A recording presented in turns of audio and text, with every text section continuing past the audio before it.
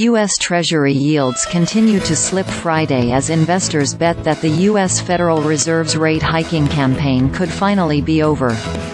The yield on the 10-year Treasury ticked lower by 5 basis points to 4.3946% at 4:50 a.m. Eastern Time.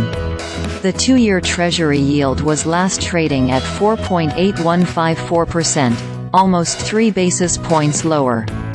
Yields and prices have an inverted relationship, and 1 basis point equals 0.01%. That comes after data this week indicated that persistently high inflation could finally be easing. The Producer Price Index, released Wednesday, showed a 0.5% decline in October, whereas economists had expected a slight increase. It marked the most significant fall in the index since April 2020. Earlier this week, October's Consumer Price Index reading also came in lower than forecast. The core Consumer Price Index, which excludes food and energy, fell to a 2-year low of 4% on an annual basis.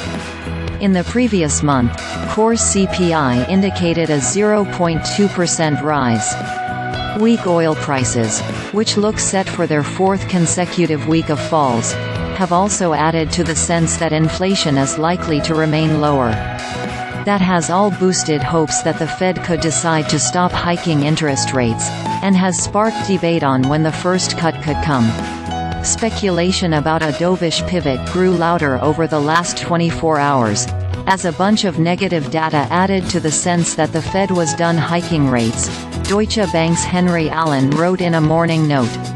Time will tell whether that proves the case, but for now at least, it meant the 2-year Treasury yield almost closed at its lowest level since August, whilst investors moved to expect more aggressive rate cuts for 2024, with just under 100 bps per second now priced in by the Fed's December meeting. Housing starts and building permits data for October are due later Friday. No Treasury auctions are scheduled.